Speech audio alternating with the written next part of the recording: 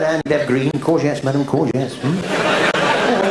Having a nice big pumpkin for the weekend. Go on, take a nice bite of the pumpkin. Go on.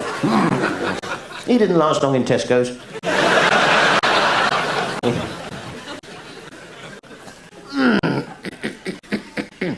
I'm rather pleased this week because I came into £150. Oh yeah, well, an annuity matured. So you're in the bank and it's difficult to make yourself heard through that glass screen. The way I've got around that, I've got a cardboard tube which I'll just pop that underneath the glass screen, like that. Tens, please. Yes, or 20s, are not fussy really. And a Twix, please. No, a Twix up the back, a Twix. You decorate that up with your transfers, can't you? Make it look fancy. You buy a V-neck sweater, and there's a V of material missing, isn't there? You know what they do with that? They give that to Ann Summers. She makes those fancy pants. Fantasy pants of a sexual nature. And a wading bird. A wading bird fits perfectly into a gap bag, doesn't it? The drawstring there, you pull the drawstring. Not too tightly. There's no need to cut any holes. He can see perfectly well, can't he? Mr. Wading Bird. Go away from the flats. Go away. Go away from the flats. Now that old phrase, too many cooks spoil the broth, the way my mum got round that, she had small laminated passes printed allowing access only to certain areas of the house.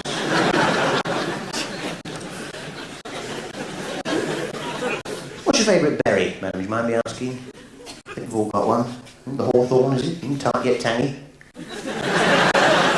Or is it the rosehips, madam? Sweet yet sour. Or is it, madam, the hollyberry? Fatal yet festive. I'm in the bank the other day and there's a baby standing in front of me. Couldn't be more than 2 or 3 months old. You know what babies are like. They tend to be young. And this baby turned to me and went... They speak facts as well. And I, with a slight accent, obviously, I translated this to mean, can I borrow your cardboard tube? Well, of course, I was happy to oblige. The baby took the cardboard tube, went up to the glass screen, produced a gun, put all the money into the bib, and a Twix. The baby took the money, crawled out the bank, jumped on a Labrador, galloped off. He's highly intelligent, that baby. He knows all he's got to do. Lie low for 18 months, physical appearance changed beyond recognition.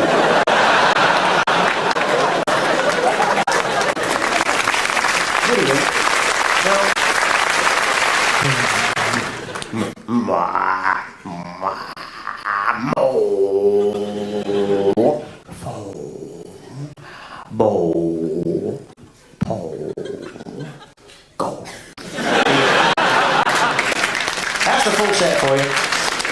Now, my mum had a system for feeding us, and your mum was probably the same. The system my mum used was the scoop chop system. You're probably familiar with it. Oh yeah. Up until the age of 5, we were allocated 1 scoop of mash, 1 chop. Oh yeah. Pork or lamb, they're the main 2. Beef gets a sausage, doesn't get a chop. I don't make the rules up. Mint gets a sauce, gets a jelly, gets toothpaste. Left the union, it paid off. Nice one.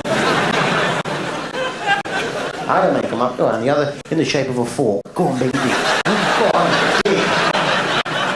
Dig there, dig. From the age of 5 to 8, we were allocated 2 scoops of mash, 1 chop, or the fish finger equivalent. 1.5 fish fingers, 3/4 of a faggot. That's the way it goes. From the age of 8 onwards, we were allocated 2 scoops of mash, 2 chops. Oh yeah, that was the top level. She wouldn't budge on that. Oh no. You could be 16, you could be 60. The top level, 2 scoops, 2 chops. You imagine you get to about 30, 31. You fancy a bit more mash. Is that so dirty? Is it such a dirty, dirty boy, bad boy in your bed? To want a little more mash? So what we did, one night...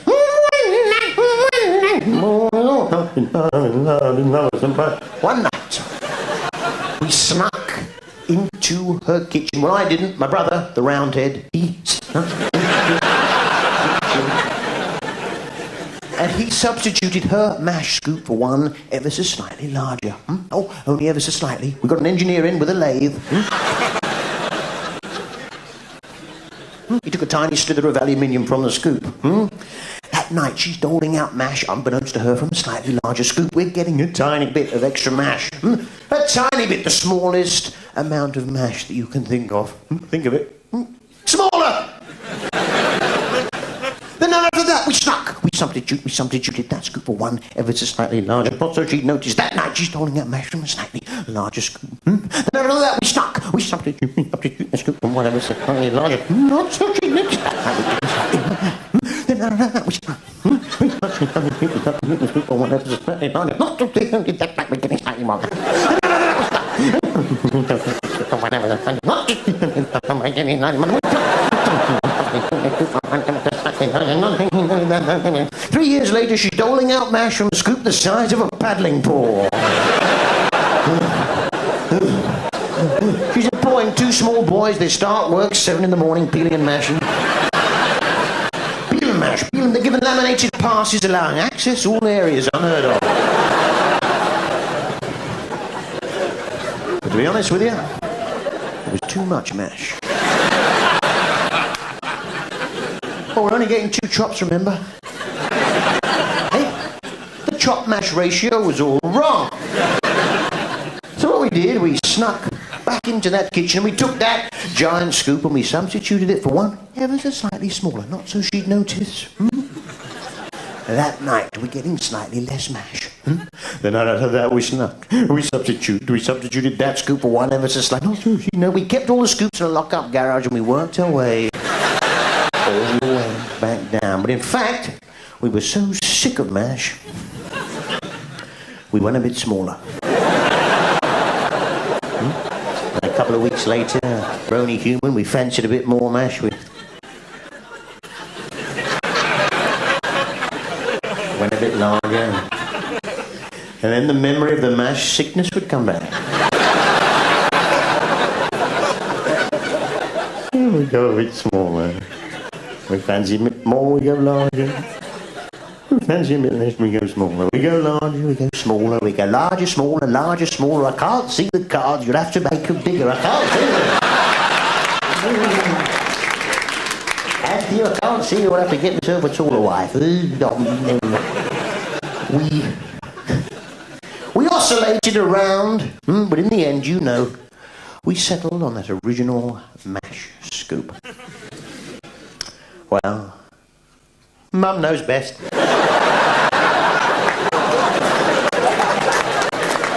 And an ostrich, heavily sedated, fits perfectly into a wheelie bin. No need to cut any holes. He's asleep. I'm rather upset this week, to be honest, because I've had to make repairs on all my buildings. Oh, yeah. £100 for every house, £200 for every hotel, soon adds up. Not quite so bad, I had a bank error in my favour, you know, I thought. Well, I put that towards buying King's Cross Station, but I was beaten to it by a small metal hat, so maybe there's something in it. The koi poo in a ditch with a tractor, it'll never happen.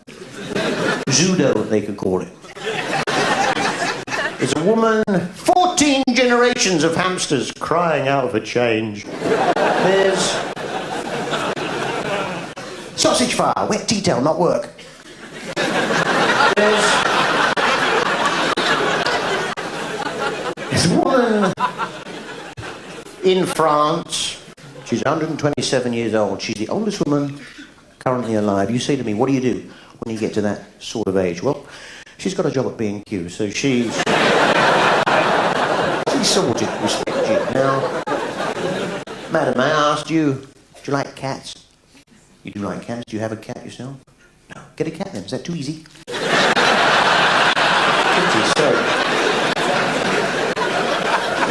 Is that too easy for you? You like cats, madam? No, not you, madam. You don't like cats. No. Would I be right in a lot of ladies do like cats, but not all of them by any means. Would I be right in thinking that your dislike of cats hides an irrational fear of cats? I thought so. An irrational fear, so irrational that the only reason you've come out tonight is that you got your friend here with the small ears to sweep the area for cats. To gather all the cats up in a giant sleeping bag. Oh, so that's where it was. To tie a knot in the top of the sleeping bag. And when you get home tonight, you'll call him on your walkie-talkie and you'll bark your instructions. I, home, release cats. What I'm going to attempt to do now, madam, and don't look so frightened, it's included in the ticket price. I'm going to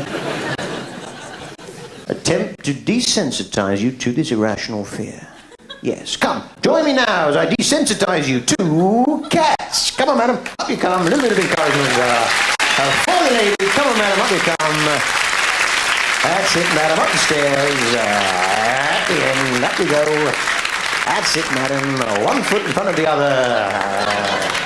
In the walking fashion that we've learned to adopt, and that singles us out from the animals. That's it, madam. Take your time. All right, madam. And your name is Helen, short for... All right, Helen. What I'm going to do... You going along? What I'm going to do is... for your own safety, please, Helen, please take your position on the blue mat for your own safety. That's it. Right. Now, what I'm going to do, Helen, is attempt to desensitize you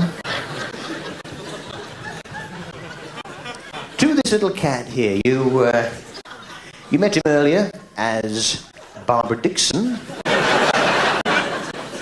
Not Barbara Dixon, of course. Clever disguise. It was, in fact, Stuffer. Stuffer is his... You find that funny, madam, do you, the name? Stuffer.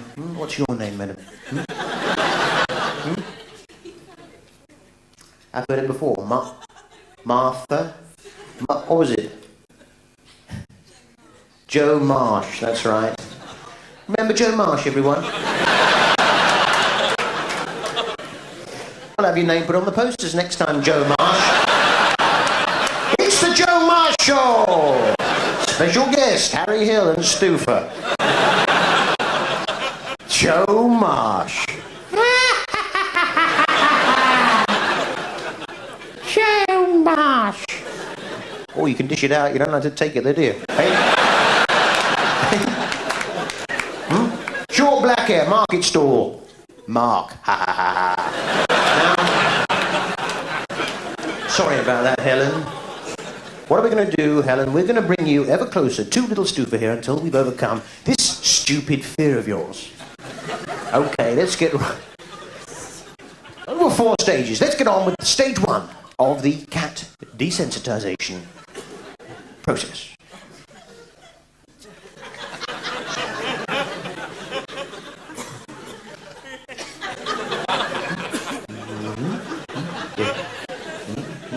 You happy with that? Happy with that? You cope okay with that? Okay. Happy with the proximity of the cat? And back.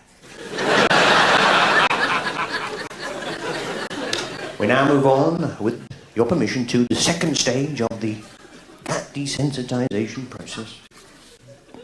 It comes a little closer. You happy? You happy with that? Cope okay with the proximity of the cat there? Okay. And back. We now move on to the... You're doing so well. You really are. Let's move on to the third stage of the cat desensitization process.